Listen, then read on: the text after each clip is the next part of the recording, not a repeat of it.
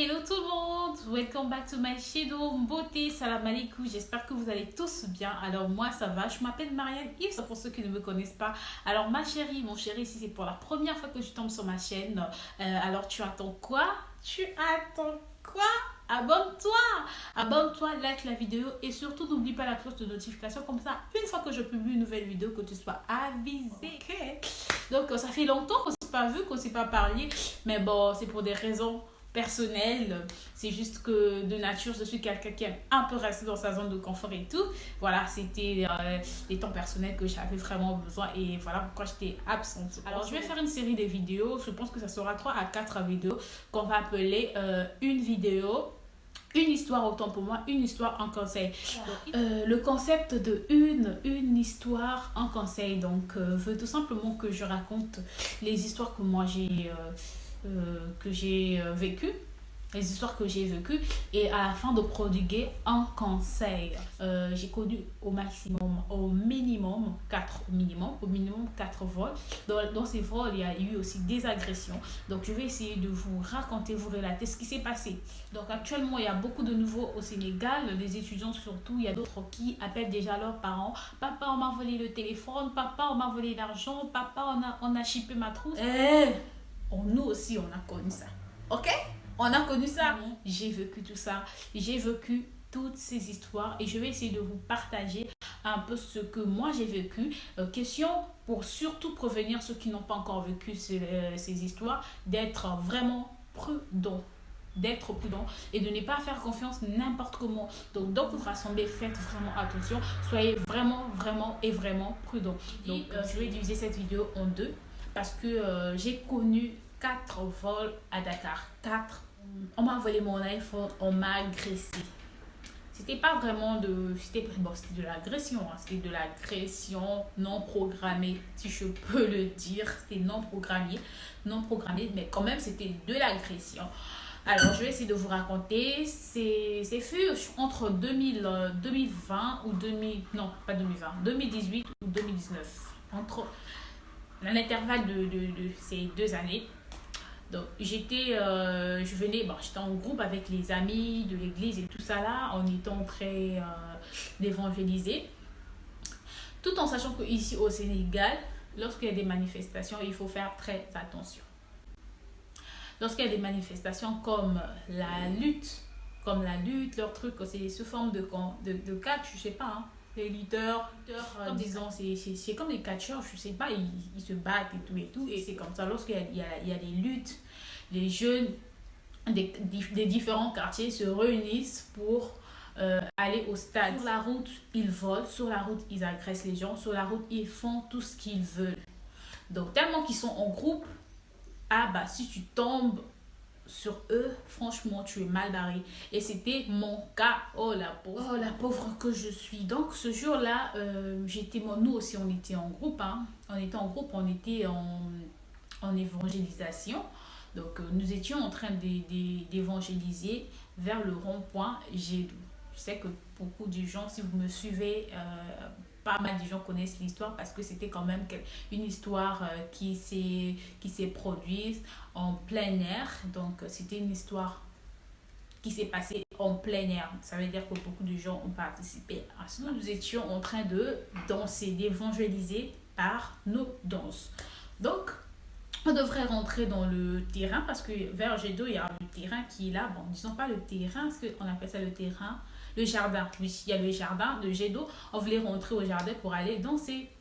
Donc, en allant au jardin, avant d'abord d'arriver jusque là-bas, on nous avait demandé de laisser les sacs. Parce que moi, j'avais un sac plus une trousse. On nous avait demandé de laisser nos sacs là-bas, de l'autre côté, là où il y avait encore des responsables et tout ça. Et moi, j'avais déposé mon sac. Mais vu que dans ma trousse, il y avait l'argent à l'intérieur. Dans ma trousse, il y avait mon téléphone et tout. Je me suis dit, bon, je dépose le sac, mais je pars avec ma trousse au cas où j'ai un appel. Bon, j'avais un rendez-vous. Oui, effectivement. J'avais un rendez-vous avec une de mes sœurs qui devrait venir récupérer son téléphone aussi. C'était deux téléphones. Je me suis bien rappelé. C'était deux téléphones dans la trousse qui m'a été volée. Donc, il y avait mon téléphone et il y avait le téléphone d'une de mes sœurs. On devrait se voir en fait pour qu'elle récupère son téléphone. Donc, c'est ce qui avait fait que je n'avais pas déposé ma trousse avec les autres. Donc, j'attendais son appel. C'était ça. J'attendais son appel. Et en plus, mon téléphone, on prenait des photos avec. Donc, voilà. J'avais un rendez-vous avec une de mes sœurs. Elle avait aussi oublié son téléphone chez moi. Et le matin, moi, j'avais une journée de la jeunesse, donc je devais aller évangéliser et tout. Donc, j'étais sortie, autant pour moi, j'étais sortie de la maison avec son portable. Et il y avait, donc, dans la trousse, il y avait mes clés de la maison, il y avait mon ancien passeport, il y avait aussi de l'argent et mon téléphone, vu qu'on venait de prendre la photo.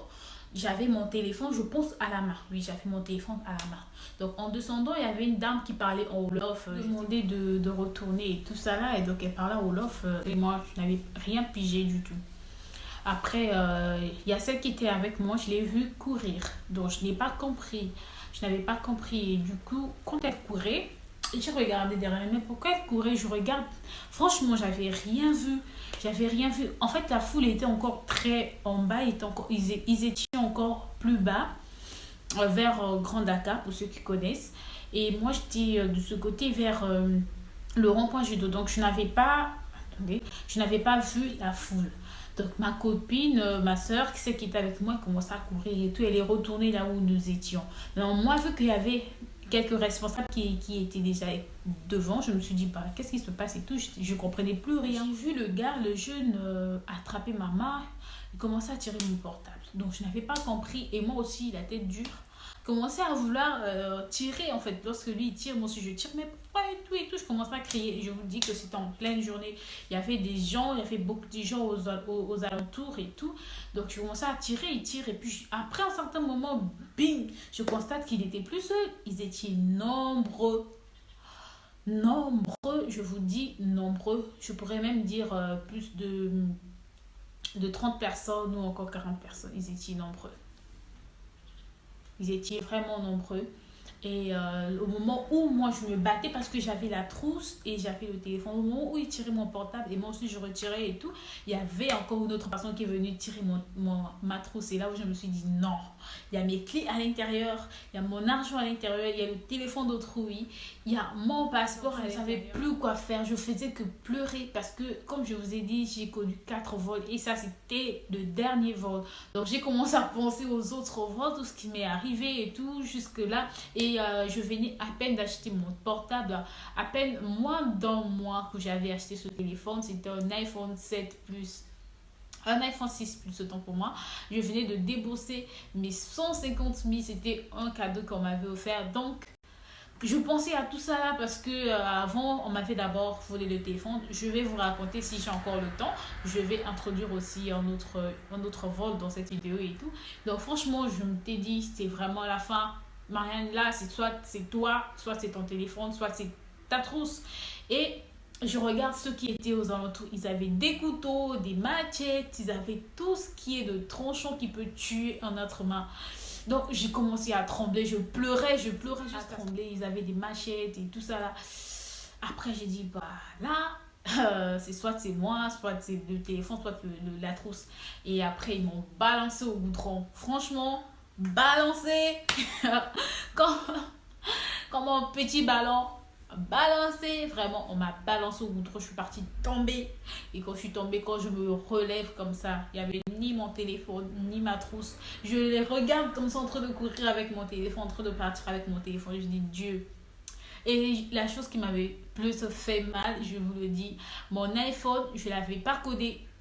C'est la chose qui me fait jusqu'à présent. Bah, j'ai déjà oublié ça, mais bah, quand je pense à cette histoire, c'est la seule chose qui me fait mal parce que mon iPhone n'était pas codé. Je devrais aller changer ça. Donc, j'avais en effet tous les codes. Donc, la personne là, vraiment, je lui avais rendu la vie facile. En fait, j'ai connu des vols.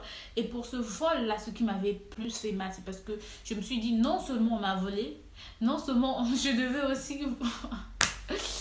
Je devais chercher comment comment défoncer ma maison. Il y avait mon argent, je n'avais plus d'argent. comment aller chercher un menuisier pour aller casser ma maison.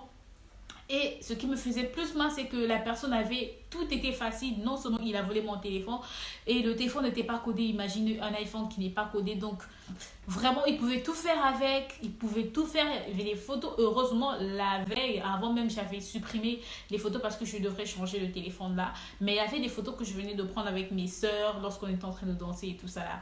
Donc, franchement, c'est la seule chose qui me fait très mal quand je pense à l'histoire, c'est que je l'avais aussi rendu la vie très facile.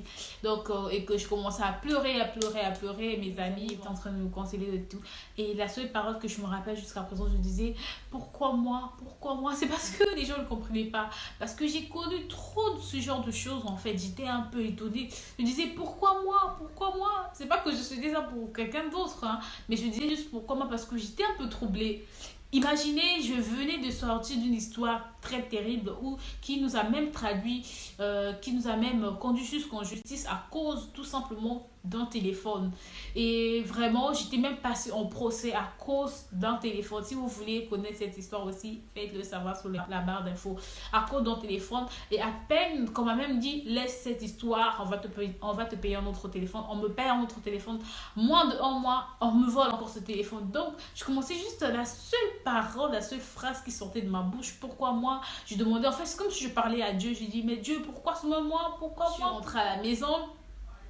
Il fallait faire des tralala, des trilili, chercher le menuisier, casser ma porte et tout. Vraiment, les frères de mes frères m'ont aidé. Ils m'ont aidé à. Il y a un des frères qui est rentré avec moi à la maison, qui a cherché le menuisier et tout ça. Là, on a cassé ma porte et tout. Quand je suis rentrée chez moi, je faisais que dormir. Parce que ce qui me faisait très mal, c'est que je me voyais déjà comment la personne était en train de manipuler mon téléphone sans même fournir d'efforts. Donc, tout ça là, ça m'énervait carrément. Je faisais que dormir, dormir, dormir. J'ai fait au moins 2 à 3 jours sans même aviser à mon tuteur. Donc, mon tuteur l'a appris après quelques jours parce que j'avais même peur, non seulement la honte de ça et la peur aussi de l'annoncer encore, que on m'a encore volé le téléphone. Qui nous sommes à la phase du conseil et de ce que je pourrais vous dire pour éviter cela. Moi, j'ai été agressée, oui, mais c'était pour moi une expérience et une leçon de la vie. Alors, ce que j'aimerais pas, la chose que j'aimerais pas que ça t'arrive, toi qui me suis, ma soeur, ma petite soeur, ma grande soeur, mon yaya, mon tonton et tout ça, j'aimerais pas que cela t'arrive. Donc, comme conseil en tant que petite soeur, en tant que grande soeur, en tant que qui je suis, c'est que je vous demande en fait d'être prudent, d'être vraiment prudent et surtout très vigilant, surtout très très très vigilant lorsque vous vous baladez dans les rues de Dakar. Là où il y a des groupements, évitez des groupements. Lorsque vous marchez, vous voyez que devant il y a un troupeau, un groupe des jeunes ou comment, vraiment chercher une autre voie, dévier cela parce que c'est pas que tous les groupements sont mauvais, mais pour éviter, c'est mieux de dévier parce que de dévier pour éviter ce qui pourra vous arriver que vous ne savez pas, que toi et moi on ne sait pas. Donc c'est dans ce sens que je vous invite vraiment de faire très attention et écoutez aussi, soyez attentifs. Lorsque vous vous baladez, les Sénégalais, la plupart des Sénégalais communiquent en Wolof. Parfois, ils disent des choses en Wolof que vous ne connaissez pas, mais qui sont vraiment importantes. Vous voyez, moi personnellement, le jour de mon agression, je vous ai dit qu'il y a une dame qui était passée et qui nous avait parlé, elle nous avait prévenu.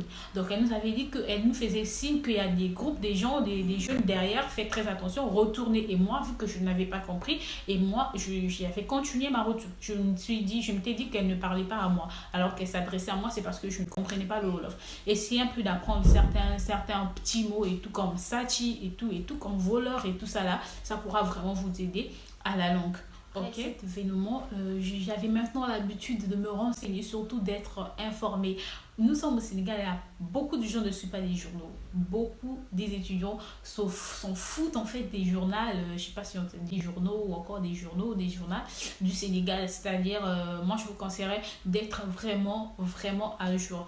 Parce que là, nous sommes en période de Covid, donc beaucoup de choses ont cessé et tout, comme des rassemblements. Mais après peut-être Covid, moi je vous inviterais de suivre les journaux et surtout d'être informé surtout sur les événements comme les luttes et tout. Lorsqu'il y a ces événements, évitez au maximum de vous balader n'importe comment dans les rues de Dakar. parce que vous ne savez pas où ça va commencer, vous ne savez pas où ils vont sortir. Donc, lorsqu'il y a des luttes, des catchs, d'autres trucs là, évitez. C'est mieux de rester chez vous après vos occupations. Il y a du vol en fait, il y a des agressions, parfois même beaucoup de choses en fait. Il y a énormément de choses que vous ignorez. Évitez. Déviez les groupes, les groupements et soyez attentifs, soyez vigilants lorsque vous vous baladez et écoutez tout ce qui se passe, quelqu'un qui parle à côté de vous. Écoutez et essayez de prendre connaissance de ce qu'il veut vous communiquer comme information. Donc je pense on va se laisser ici. Je vous aime énormément. Voilà, ça commence aujourd'hui. Je vais faire l'effort de faire au moins 3 à 4 vidéos dans ce concept et laisser ça et publier au fur et à mesure pour ne plus disparaître. Je vous fais des gros bisous et je vous aime.